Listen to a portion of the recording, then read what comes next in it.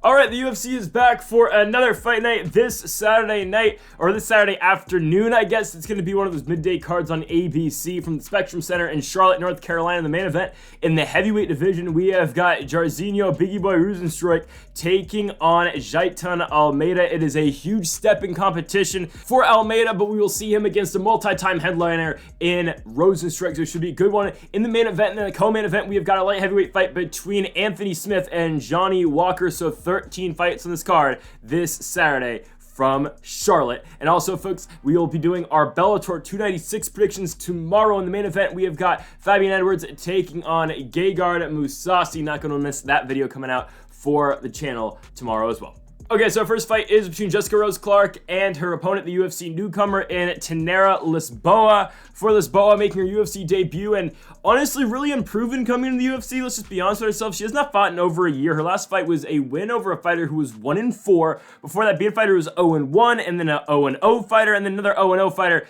Lisboa has not been anybody really good. She really hasn't fought anybody that good except for Norma Dumont back in 2016. She lost by her naked choke in both fighters' first ever professional fight. And then she had a Muay Thai fight where she lost by decision back in 2010 against Valentina Shevchenko. But other than that, for Lisboa, really unproven. I mean, sure, against the opponents she's been fighting, she's got really good Muay Thai, really good boxing. Her grappling isn't horrible as well. But again, she has not been tested against anybody. But she's taken on a fighter here in Jessica Rose Clark, who we can just be honest with. Jessica Rose Clark has not looked good in her last two fights. She's been submitted in both of her last two fights by first round armbar. The Stephanie Egger fight, who Egger has not looked all that impressive recently. Egger went in there and submitted her in the first. And their next fight, Julia Storenko went in there and submitted her in 40 seconds. Before that, for Jessica Rose Clark, back-to-back wins over Jocelyn Edwards and Sarah Alpar, and then back-to-back losses to Jessica Ai and Penny Kinsat, and then back-to-back wins before that between against Beck Rawlings and Paige Van Zandt. So everything so far in Rose Clark's career kind of suggests that she'll pick up this win and pick up another one after that, and then drop two more fights, because that's just kind of how her professional career in the UFC has gone.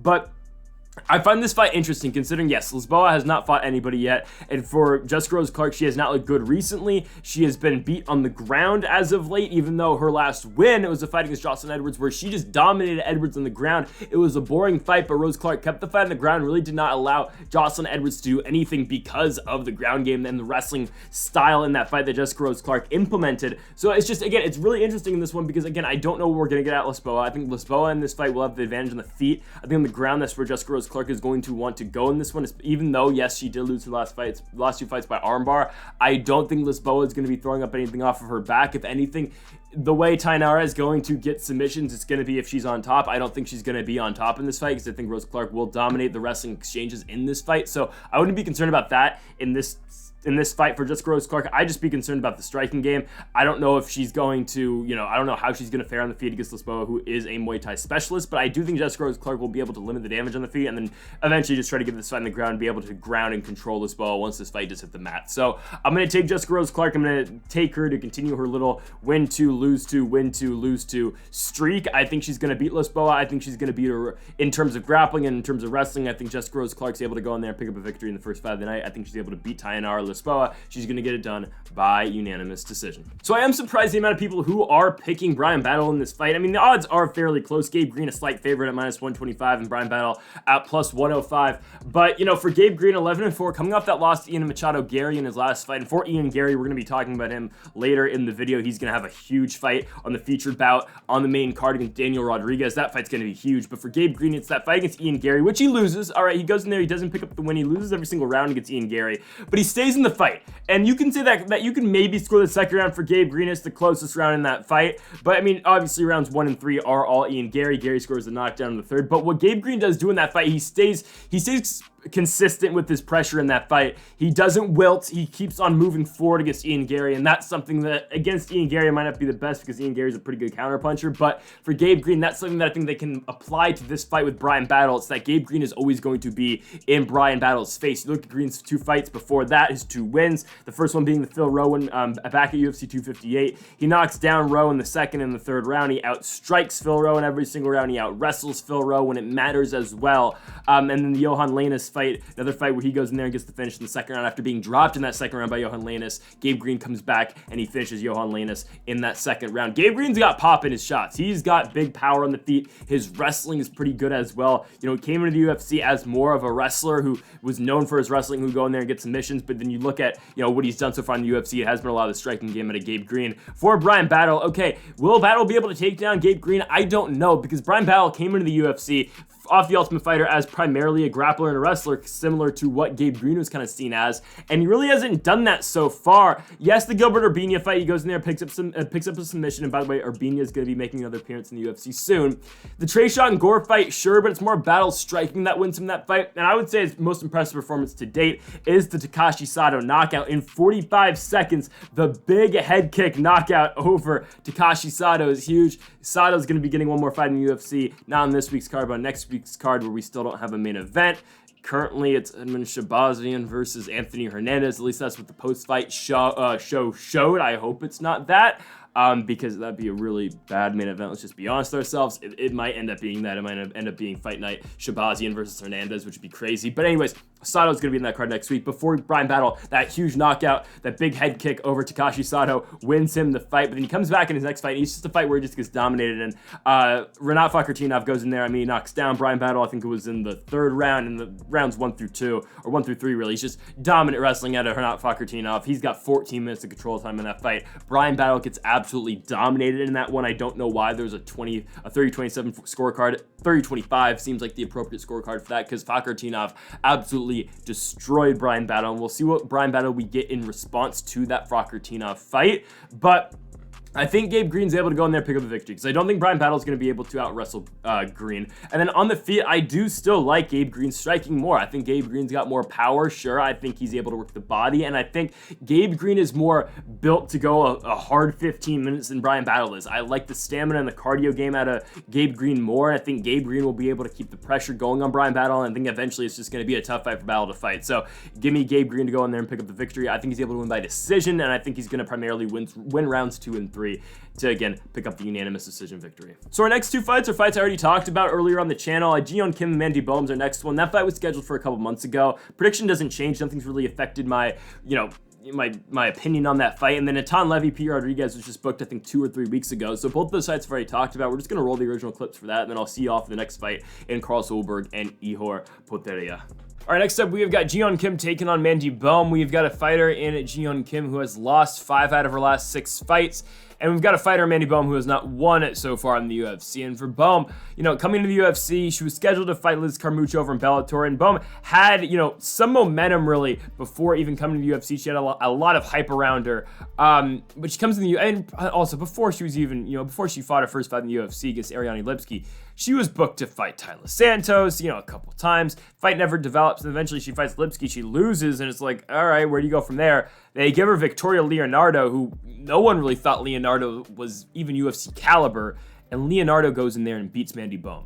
And now where are we with Mandy Bohm? Because now they give her Jailton Kim, and I mean, she got out-grappled by Leonardo, she got outstruck by a mile by Ariane Lipski, and yes, Jailton Kim has not won a fight in a while. You look at some of her last results, they've not been great, but something that has remained consistent with Jailton Kim is that she's always been competitive in all of these fights. I mean, the Jocelyn Edwards fight, she loses by split decision. She loses to Priscilla Cachoeira in a unanimous decision fight where everyone in the world thought Jailton Kim won that one. They gave it to Priscilla Cachoeira. The Molly McCann fight, you can say she loses. I did think she did, but it was a fight of the night. Good fight. Alexa Grasso, she loses, but it's a competitive fight. And oh, by the way, Alexa Grasso is fighting for a world championship in her next fight. She beats Nadia Kassium back in 2019. Of course, Kassium no longer in the UFC. Loses to Antonina Shevchenko, and not the most competitive or entertaining fight. That's kind of concerning.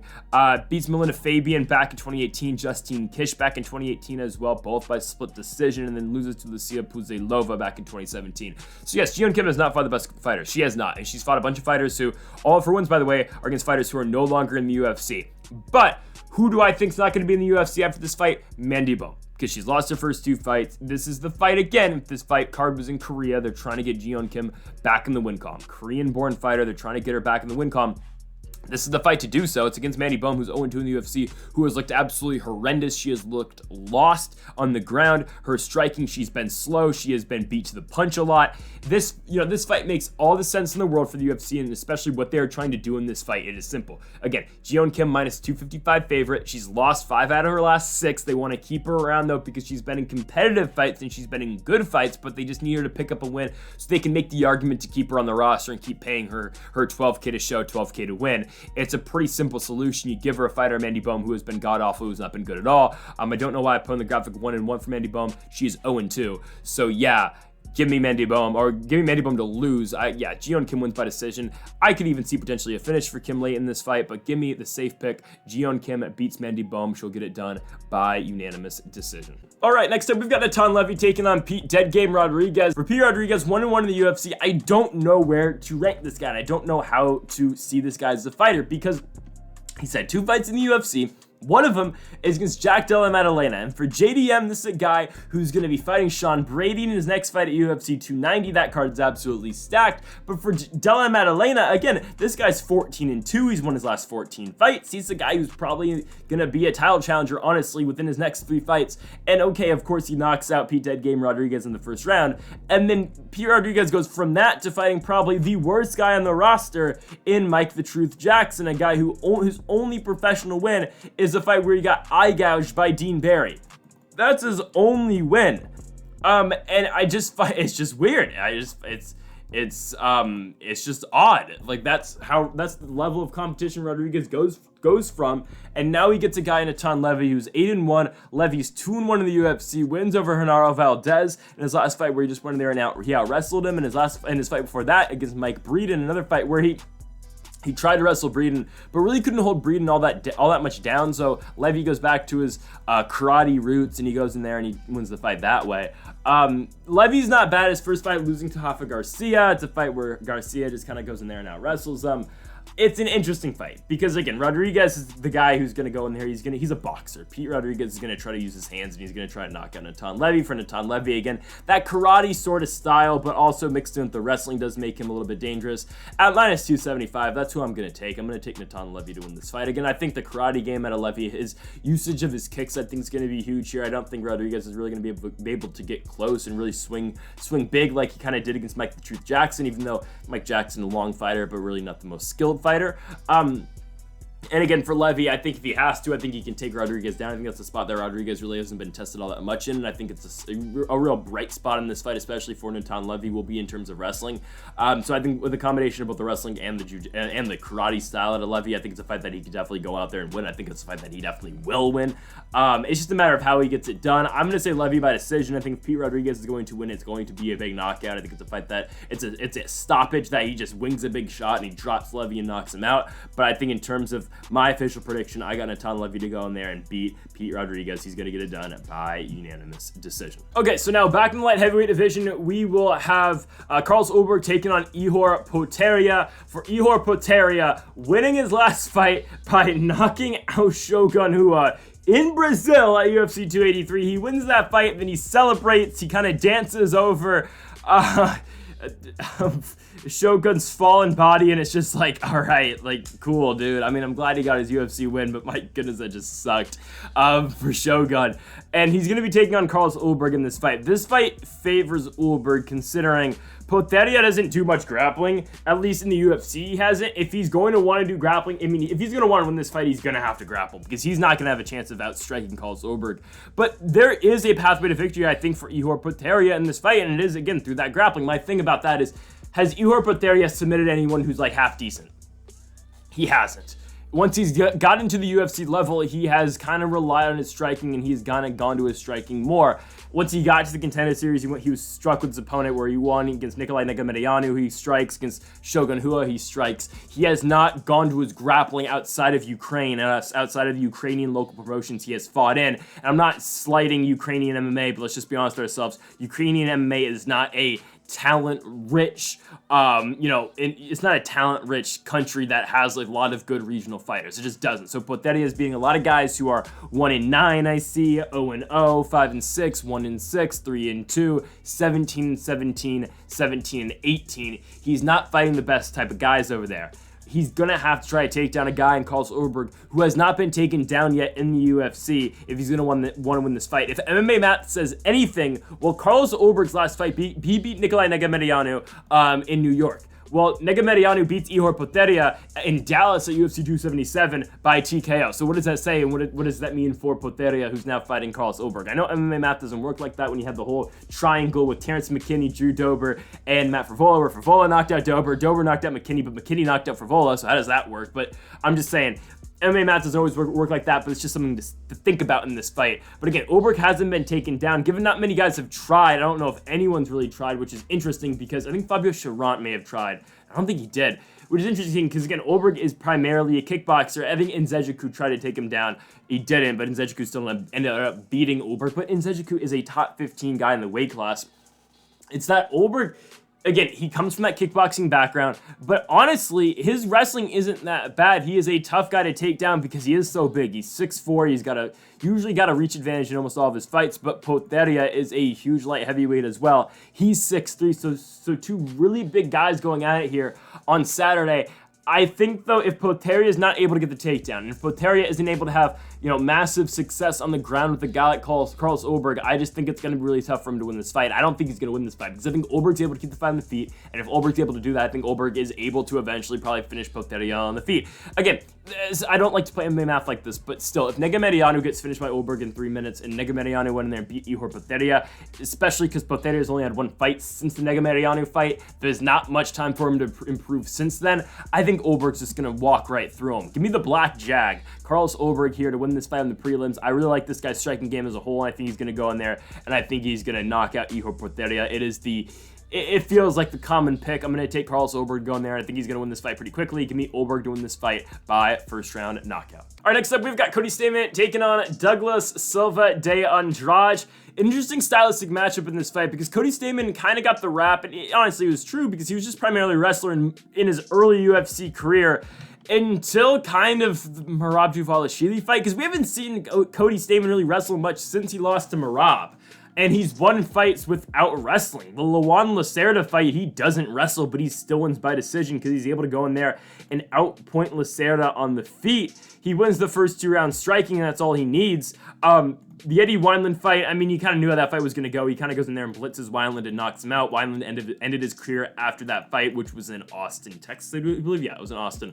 I mean, that was expected. And then for Stamann, before that, he gets submitted right away by Said Nurmagomedov. He loses to Merab Dvalishvili, and then he loses to Jimmy Rivera as well in that Rivera fight. Again, Stamann not really able to wrestle. He attempts to wrestle in that fight, but not able to go out there and out-wrestle Jimmy Rivera. The last time we saw Cody Stamann successfully win a fight by wrestling a lot, honestly, wasn't even the Brian Kelleher fight. You probably have to go back to, I mean, I guess the Song Yadong fight. He didn't win that fight. It was a draw, but still, that was the last time Stamann was actively wrestling. That just kind of shows you, I wouldn't say the improvement, but just the evolution in the game of Cody Stamann. Stamann has been better with his hands. He's become a better striker, and I think it's good for his career.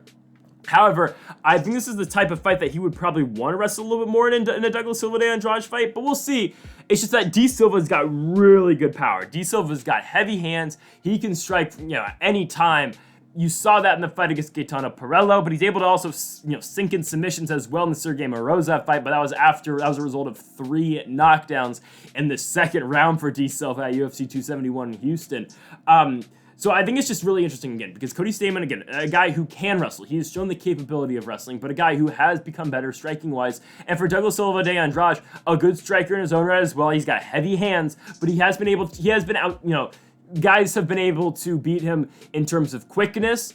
And like even Said Nurmagomedov was able to avoid damage and just stay on the outside and beat Douglas Silva de Andrade that way. Right? So I think that's what Cody Stamann's going to win this fight. He's going to have to do the same exact thing. I think that is what he's going to do. At least I think so. I think as long as he can just avoid the big power shots that D. Silva is going to throw, he should be able to pick up the victory. So again, Douglas Silva de Andrade is going to throw huge shots. He's going to try to knock out Cody Stamann with every single shot that he does throw. But if Stamann can avoid that, if Stamann can maybe just wrestle a little bit and just mix things up against Douglas Silva de Andrade, or at least just threaten with the takedown a little bit and just show that, okay, the takedown is there and the takedown can be a problem, I think Stamann is going to win. So give me the -125 favorite here, and Cody Stamann to go in here and pick up the victory against Douglas Silva de Andrade. I think he'll get it done by unanimous decision. Give me probably like a 29-28 for Stamann here, picking up the victory against D. Silva. Our next fight, Carl Williams, Chase Sherman. Sherman was booked about a month ago. Again, prediction has not changed. Just run that old pick from a couple months ago or last month. Okay, in the heavyweight division, we have got the Vanilla Gorilla, Chase Sherman, taking on Carl Williams. Interesting fight to the point where Chase Sherman was supposed to be fighting Chris Barnett. It was a fight that we were all excited for because Chris Barnett, of course, is that guy in there. He's really fun to watch. Beast Boy is, he's a very entertaining fighter, especially with the crowd involved. But Barnett's got to pull out. Now we get Carl Williams versus Chase Sherman. Chase Sherman's a guy that is 4-10 in the UFC. The guy has not seen all that much success in the promotion. In his last, 6 fights, he's 1-5 in the UFC, and he's still fighting. It's because he took the Alexander Romanov fight. He took Romanov on a short notice. He was gonna go do bare knuckle fighting. He fights Romanov, he loses, but he comes back. He's got a fight where if he wins, he probably stays in the UFC. If he loses, he's done. He beats Jared Vanderaa, finishes him in the 3rd round. Loses, though, his fight after that to Waldo Cortez Acosta. And now probably in a fight where if he loses, he's done again. He gets Carl Williams. This is his 3rd stint in the UFC for the Vanilla Gorilla. We'll see what happens with Carl Williams because, if anything, this is a better matchup for Sherman's opponent than what Chris Barnett was going to be. Because Chase Sherman's a boxer, he will offer it back to you. And I think Chris Barnett was still going to win, but I think that was a somewhat difficult fight for Barnett to the point where, okay, Sherman is still a good boxer. You see what happened to Jared Vanderaa, right? I know Vanderaa wasn't great by any stretch of the imagination either, but Sherman does have hands. Let's be honest with ourselves. Sherman might not be great anywhere, but if anything, he's got solid striking and he can land a big shot if he needs to. And if he's just striking, he's got a decent gas tank. And if he's just striking with another guy who doesn't have a decent gas tank, okay, he can be a little bit dangerous. And that's exactly what the matchup with Chris Barnett was going to be, given that I still think Chris Barnett was going to be able to finish him. But I don't know. Again, Sherman's a guy who doesn't really get finished all that often by TKO. He's a guy that will get submitted, but he won't get finished early in the fight by knockout. That's really just not how Sherman fight goes. The last fight that happened in was the Shimilov Durakhimov fight, and that was only back in 2017. That was in Shanghai, China, right? Or was that in Beijing? I don't know. But Sherman gets Carl Williams here. If anything, this is just a tougher matchup for Chase Sherman. This is why Carl Williams is going to wrestle him. That's what Carl Williams does, right? I mean, that's what he does in all of his fights. Williams is not a guy who's going to go out there and get finishes all that often. He's a guy that's going to take you down. He's just going to hold you down. And that's exactly what happens to Chase Sherman a lot. Chase Sherman goes in there and he gets dominated on the ground. That's a point where guys, have beat him before. Jake Collier was able to see very good success by submitting Chase Sherman on the ground. Alexander Romanov obviously did it very easily. Parker Porter even took down Chase Sherman. Carl Williams is going to take down Chase Sherman, and he's going to take him down at will, and he's going to keep him down. The only thing that concerns me a little bit, is the gas tank of Carl Williams. I don't know exactly where that's going to be at. His last fight was against Lucas Brzeski. That was a month ago, so I don't think it's going to be that bad because he just fought. But yes, he is taking this on, 7 days notice? It's not ideal. I still think Carl Williams is going to win. I think he's going to go in there, and I think, again, he is going to ground Chase Sherman, and he is going to hold him down there. So give me Carl Williams by unanimous decision.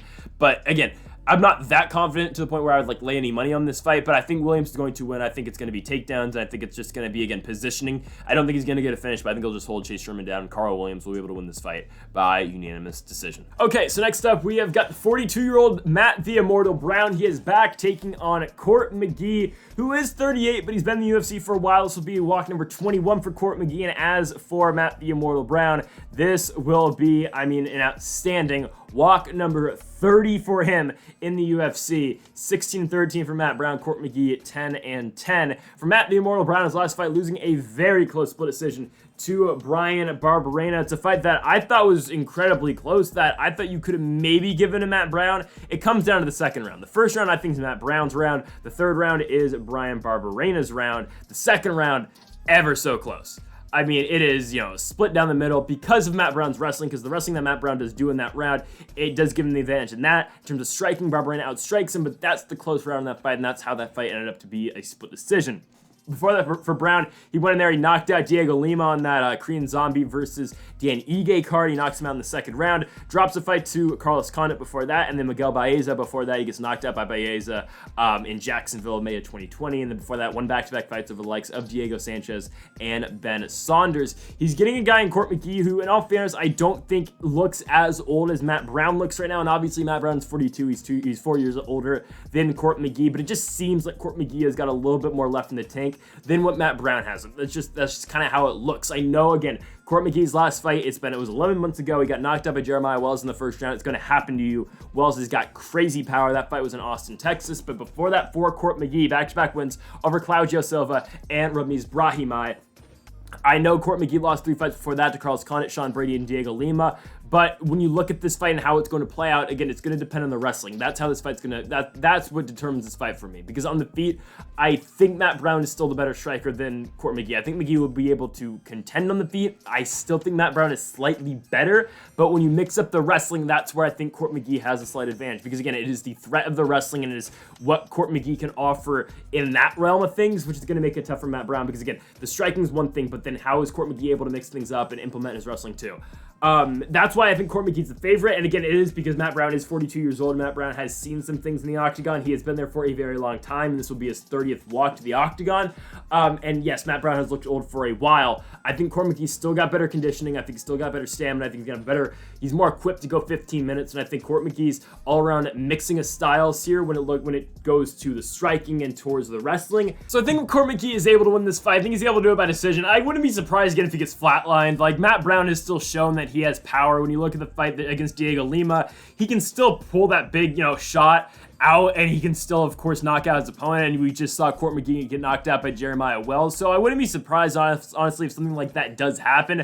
I'm just going to take the favorite. I'm going to take the smart pick here in Court McGee to win. He's getting a minus 175 favorite. I think McGee's able to win this fight by decision. One other thing I just want to bring up, I think this will likely be Matt Brown's last fight if he loses. Even if he wins, it seems like this is the type of fight that, with the UFC did with Ed Herman and with Zach Cummings, a double retirement in Kansas City. It kind of feels like this is something that they're going to do here. I know Matt Brown is not from Charlotte, but still it kind of feels like this is something that's probably going to happen. It's in a fight night with the crowd.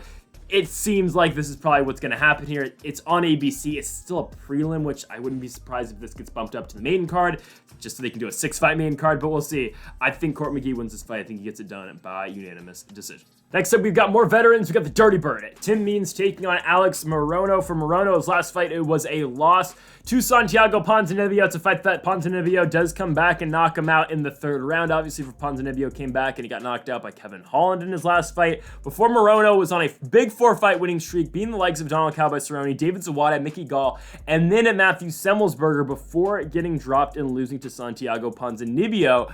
And for Morono, he's going to be taking on the Dirty Bird Tim Means, a guy who also has lost to Kevin Holland recently. Holland submitted him with the dart choke in the second round, and then after that, Means came back and dropped a very close split decision to Max Payne Griffin, a fight that I thought Griffin won. I thought it was close, but I still thought Max Payne Griffin did enough to secure the scorecards in that fight. Before that, for Means, though, a 3-fight winning streak over the likes of Loriano Staropoli, Mike Perry, bare knuckle fighting zone, the face of BKFC, and then beating Nicholas Dalby after that by unanimous decision as well. And for Tim Means, again, it has been the striking game that has won in fights. He's going to go in there. He's going to mix it up with you on the feet. He's going to try to, Tim Means at this point of his career will likely not finish you on the feet, but he is going to make a good account of himself. He's going to strike with you. He's willing to engage in a fight where you're able to trade on the feet. The best example of that's the Mike Perry fight. It's probably the best Tim Means fight I've ever watched. He goes in there and he just dominates Mike Perry striking-wise. The fight does not really hit the mat all that often. Perry's the one engaging in the wrestling, but Tim Means goes in there and really beats up a guy who has shown that he's a decent boxer in bare knuckle fighting.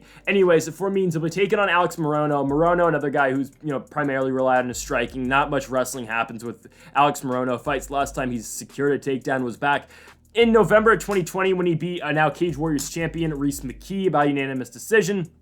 Morono's good. Morono's striking's good. The Ponzinibbio fight, he was likely losing that fight to Ponzinibbio. The first round to go to Ponzinibbio, the second round to go to Ponzinibbio, the third round's likely going to Ponzinibbio as well. Ponzinibbio just eventually finishes Morono in the third. So yes, Morono was getting outstruck by a good striker in Santiago Ponzinibbio, but that's what Ponzinibbio is. He's a good striker. It's a fight that, yes, Morono should be competitive in, but it's a fight that it's not bad if Morono ends up losing that fight, right? Ponzinibbio is still a capable top 15-ish guy in the weight class.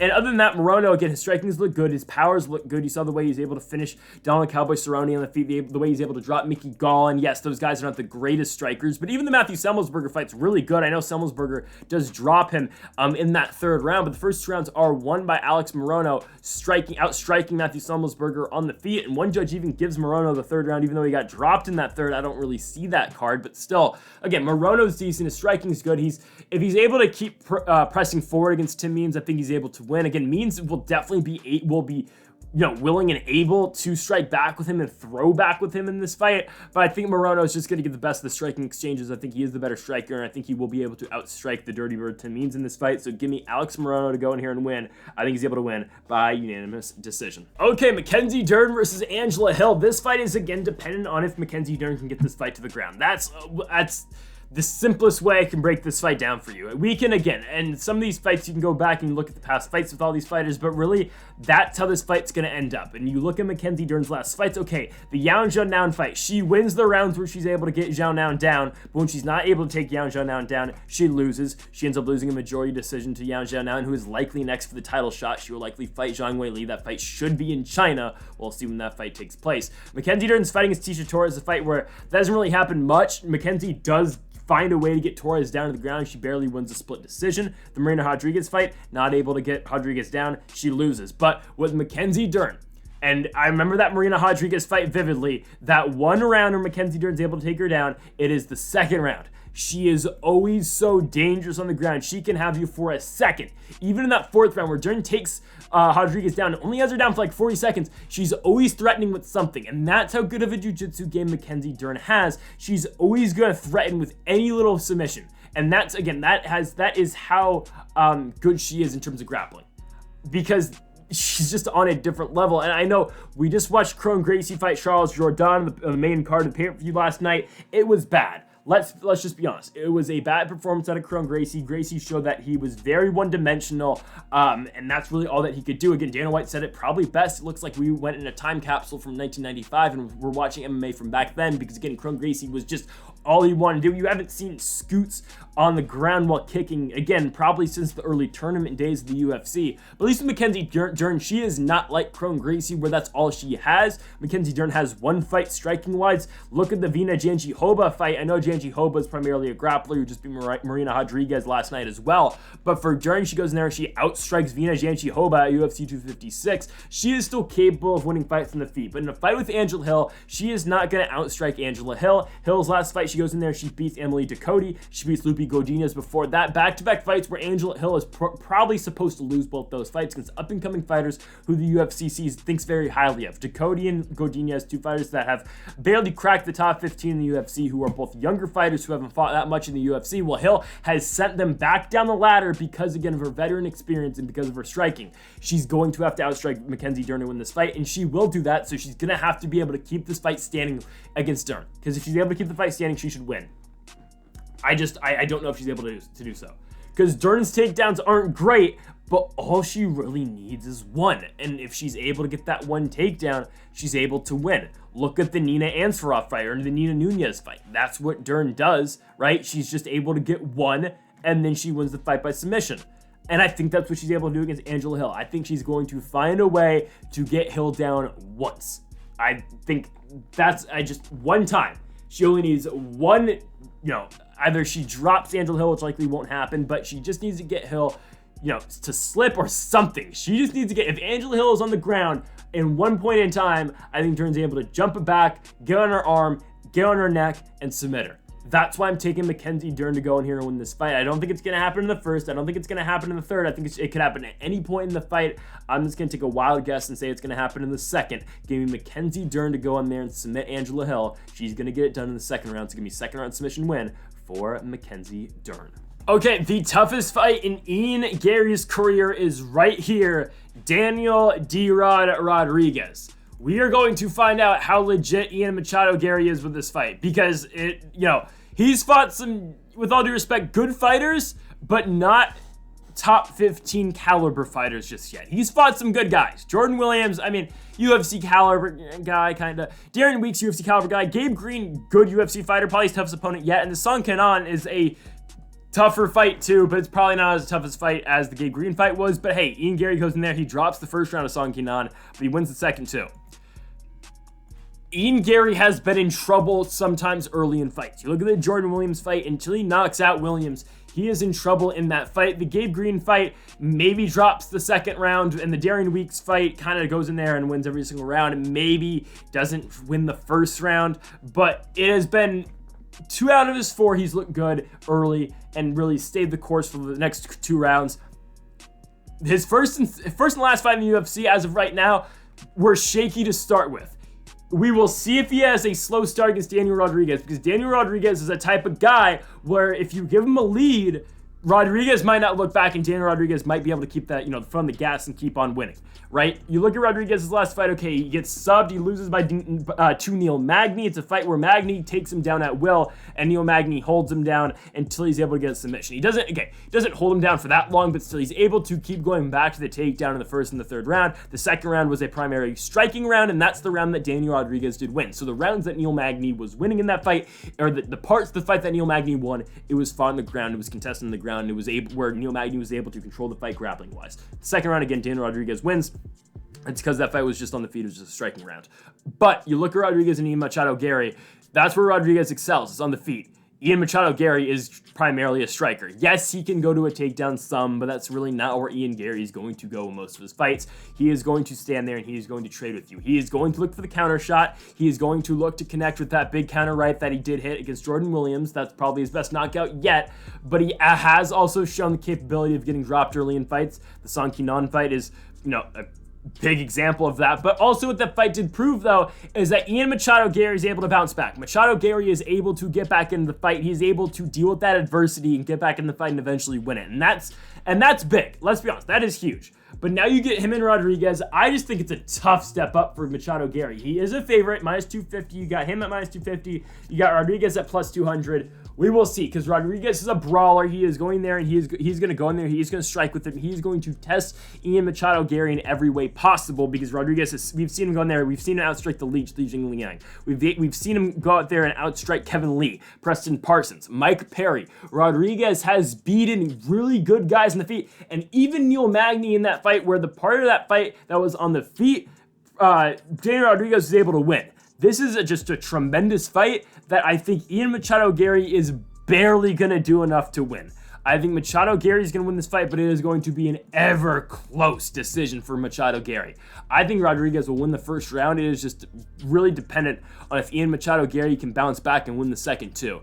I think he's going to do that. I think he's going to be able to outlast Daniel Rodriguez in there. I think he's going to be able to outpace and out-cardio Daniel Rodriguez, which I think is going to be tough, but I think Ian Garry is just able to do just that. So I think Machado Garry is able to go in there. I think he's able to win this fight by decision. I think, again, it's going to be incredibly close, but give me Ian Machado Garry to barely beat Daniel Rodriguez. He's going to get it done by decision. Co-main event spot in the original actual main event of this card was Anthony Lionheart Smith versus Johnny Walker. They have now shifted to Jailton Almeida and Jairzinho Rozenstruik, which I'll say why later I think is the right call, but we've got Anthony Smith and Johnny Walker in the co-main event, a good co-main event. It is only 3 rounds, not 5, and I don't think it's going to matter too much, but we'll see, because this is an interesting fight, because for Anthony Smith, originally scheduled in his last fight to take on Jamal Hill, the now world champion, and for Anthony Smith, I think we can make the case if he beats Johnny Walker, he will be next in line for a world championship opportunity after the winner of Yuri Prochazka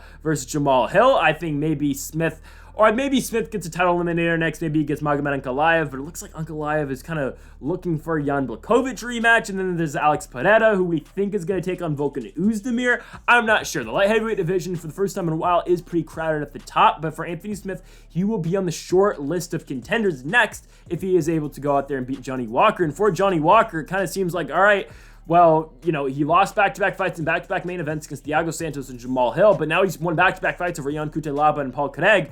If he beats Anthony Smith, maybe Johnny Walker's back in, again, a somewhat title capacity where he's looking again at somewhat maybe looking at a title shot in the near future. Again, the winner of this fight, I think, should take on Magomed Ankalaev. I think that should be the next fight for the winner of this fight, and then maybe the winner of that fight gets a title shot. But anyways, Walker and Smith. Johnny Walker in his last couple fights has been good, and he's been good early. The Ion Cutelaba fight, submits Cutelaba in the first round through a naked choke, and his fight after that goes in there and knocks out Paul Craig in the first round at UFC 283. The fight against Paul Craig, we thought either, okay, Walker knocks him out in the first, or Paul Craig submits him in the first. The fight does not go any other way. The fight ended up going Johnny Walker first round knockout. I'm not surprised. Anthony Smith's last fight was a loss to Magomed Ankalaev. Again, he got finished by Ankalaev in the second round. Ankalaev was on a quick path to the championship. We thought, okay, no one's stopping this guy. He's probably going to eventually get the belt.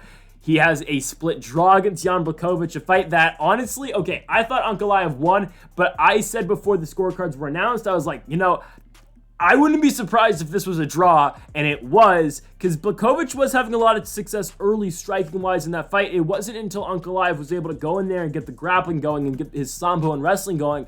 That's when he saw, that's when he started to excel in that fight, but you know, early in the fight, Blachowicz was beating him on the feet. That's besides the point for this fight, at least. Anthony Smith got finished by Ankalaev in the second round. Before that, he beats Ryan Spann, he beats Jimmy Crute, he beats Devin Clark in 3 straight fights, drops 2 in a row before that to Glover Teixeira and Alexander Rakic before beating Alexander Gustafsson and then dropping John Jones, and of course, or losing John Jones, and then he had his little path to the championship by beating Rashad Evans, Shogun, and Volkan Oezdemir in 3 straight fights. Anthony Smith, Johnny Walker is interesting because you know Johnny Walker, he is going to throw big shots early. He is going to try to knock out Anthony Smith early in this fight, and he is going to try to get Anthony Smith out of there in the first round. If he's not able to get Anthony Smith out of there in the first round, I think Anthony Smith likely wins. How many fights has Johnny Walker won in the UFC that have gotten out of the first round? I will wait. It's 0. He has not won a fight in the UFC that's gone past the first round. His loss to Nikita Kirilov's a decision. The Thiago Santos fight's the main event. He loses in 5 rounds. The Jamal Hill fight, he loses in the first round. The Corey Anderson fight, he loses in the first round. But if the fight gets out of the first round, which many Anthony Smith fights do, Johnny Walker has not won a fight yet outside of the first round. Even though, again, Anthony Smith's last 3 wins are by first round finish, and again, that doesn't really prove my point all that great. The Clark win was a submission in the first round. The Crute win was a Dr. stoppage at the end of the first round. The Ryan Spann win was a submission in the first round. But if Anthony Smith is able to get out of that early onslaught by Johnny Walker in the first, Anthony Smith is in a very good position to win this fight, because I don't think Johnny Walker, conditioning-wise, will be able to stay in there with Anthony Smith for 15 minutes. Because I think Anthony Smith is able to keep the fight going, and I think he's able to take over, especially in the second and the third round. I think Smith is able to drag Johnny Walker down or just outbox Walker after that first. But also something as well, Johnny Walker's chin's not very good. So if Smith is able to counter him, he's able to, knock him out. That could be a thing as well. I think Smith is just going to do enough. I think he's going to mix it up with the boxing. I think he's going to mix it up with the wrestling. And in terms of getting the fight down as well, again, I think that's going to push Anthony Smith to victory. I think he's going to win a decision in this one. I think he's going to win rounds 2 and 3. And I think that's how Anthony Smith is going to get it done. As long as he doesn't get knocked down the first round, Anthony Smith should be able to do just enough to win this fight. I think his boxing is good enough to beat Johnny Walker. I think he's got decent enough, he's decent enough blocking on the feet, or just he's able to get out the way of the big shots Walker's going to throw. Anthony Smith is able to win this fight. He's going to get it done by unanimous decision. Okay, it is time for our main event in the heavyweight division. We have got Jairzinho Rozenstruik taking on Jailton Almeida. I said earlier when we were talking about Anthony Smith and Johnny Walker, why this is the better pick to be the main event, and I do believe that. I think it's because Jailton Almeida is a guy at heavyweight who the UFC wants to be building up to be a future title challenger, and that's how highly I think they think of Jailton Almeida, and that's how highly I think of Jailton Almeida as well. And they're giving him a guy in Jairzinho Rozenstruik who has been in the main event spotlight before. He's coming off a win over Chris Daukaus in his last fight, but he's been in multiple main events. He's been in 3, in fact: a loss to City Ogane, a win over Augusto Sakai, and a loss to Alexander Volkov. But Rozenstruik's a guy that the UFC, has pushed before. It's a fighter that a lot of fans are familiar with, and if they can, let's be honest, if they can have Jailton Almeida beat Jairzinho Rozenstruik, that is big in terms of, okay, getting Jairzinho, unfortunately losing, but putting a lot of spotlight on a guy like Jailton Almeida and feeding Jairzinho Rozenstruik to the hype that we are now putting on Jailton Almeida. There's a reason Almeida is a minus 550 favorite against a guy in Rozenstruik who has been a career top 10 guy, But Almeida's undefeated so far in the UFC, 4-0, and he hasn't seen any problems in any of those fights. His last fight against Shamila Durakimov was his first fight that did make it out the first round in the UFC, and it's the first fight that kind of gave him not problems, but it just took him a little longer to win the fight. He ends up winning it by TKO in the second round, and it's a fight that lasted 8 minutes. He had 7 minutes of control time in it. Like, it wasn't a tough fight at all for Almeida. It just took him a little bit longer to eventually finish Shamila Durakimov. Almeida's wrestling is really good, and his grappling and his jiu-jitsu is even better. The guy is so physically strong for a heavyweight, and he's not... It's not a guy who's going to be tipping the scales at 265 pounds. He is one of those lighter heavyweights who's going to weigh in at about 235 pounds, and he's going to come in there, he's going to be a lot quicker than a lot of these heavyweights, and he's still going to be a lot stronger than a lot of these heavyweights as well. Because Jairzinho Rozenstruik, his last fight, UFC 282, weighed in at 261. Jailton Almeida will likely be around 25 to 30 pounds lighter than Jairzinho Rozenstruik for this fight in North Carolina this Saturday. That's fine, because honestly, Almeida's not going to strike with Jairzinho all that much, and I think, you know, Jailton is still a little bit one-dimensional because he doesn't really strike, but we haven't found a guy yet who has been able to stuff his takedowns. And when you look at the heavyweight division, let's be honest with ourselves, a lot of heavyweights are not the best skill-wise, and you look at a lot of these heavyweights, who's a heavyweight in the top 15, in the top 10, top 15, who is going to be able to stuff the takedowns at Jailton Almeida? There's not many. John Jones, sure, but I'd have my doubts about Sergey Pavlovich stuffing the takedown because he hasn't still been tested in terms of takedown, in terms of wrestling. Like, the last guy to do it was Alistair Overeem, and he took down Pavlovich and kept him down. Blades only tried once, and he didn't shoot for it again. Curtis Blades, sure, I think I'd be a little bit skeptical of Almeida beating Curtis Blades because I don't know if he'd be able to take down Curtis Blades. Ciryl Gane, in all fairness, I mean, Jailton Almeida will probably run through Ciryl Gane right now, just style-wise. Tom Aspinall will be really interesting. I think Aspinall would have a good chance. Stipe Miocic, I think, would be interesting, but an old Stipe, who knows? Volkov, I don't think would be able to stop him. Sergey Spivak, I think would have a good fight, and I think it would be an interesting fight between him and Almeida, but I don't know. Tabura, more the same, but I think I'd favor Almeida. Tuivasa, I definitely favor Almeida. Derek Lewis, I definitely favor Almeida. And then, like, Alexander Romanov, I'd favor Almeida as well, because Romanov has not looked good recently, right? So I think Almeida's at a point where he's so good at what he does, and people know what he's going to do, but he's just so physically strong in there, and he's so good with his jiu-jitsu and his wrestling. It's just that it's so tough to stop this guy. Truly. I mean, he's lost 2 fights professionally. They've come back in 2017 and 2018. He's had 20 professional fights. It'll be his 21st professional fight in what? I mean, he's been, you know, really active the last 6 years, so it's going to be about 18 fights in 6 years, which is pretty good. It's 3 a year, right? So he's been really consistent in fighting a lot. He's going to be fighting Rozenstruik here, who, yes, Rozenstruik's got good kickboxing, he's got good power, but it's just a matter of how long will this fight be on his feet. And I don't think it's going to be on the feet for all that long, because I think Jailton Almeida is going to take down Rozenstruik right away, and I'll be honest with you, I think he's going to submit Rozenstruik right away. Because Jairzinho hasn't been tested much in terms of wrestling except for Alistair Overeem, and Alistair Overeem was able to get Rozenstruik down for a lot in that fight in Washington back in, what was it, 2018 or 2019? Except for that 4th round, Overeem banks the first 3 by wrestling Rozenstruik. In the 5th round, again, Rozenstruik knocks him out. But the difference between Alistair Overeem wrestling and grappling and Jailton Almeida is that Jailton Almeida doesn't play when he's on the ground. He's going to go in there, he's going to try to either finish you on the ground, or he's going to try to submit you once you get immediately down to the ground. Unlike what Overeem did to Rozenstruik, and Overeem just kind of tried to ride it out because he's, you know, preparing for 5 rounds. Almeida doesn't expect this fight to get out the first 10, like the first 10 minutes. I don't think it's going to in this fight. Because, again, I would be interested to see if this fight went 25 minutes, because I think it'd be a kind of a shit show if it got to the 5th round, but it's just not going to get there. Almeida's going to take him down. Almeida's probably going to submit him. Again, I think, as you know, Curtis Blades might be a better wrestler than Jailton Almeida, sure. And Curtis Blades was able to take down Rozenstruik in every single round at UFC 266 in Vegas a couple years ago against, you know, the Blades Rozenstruik fight, sure.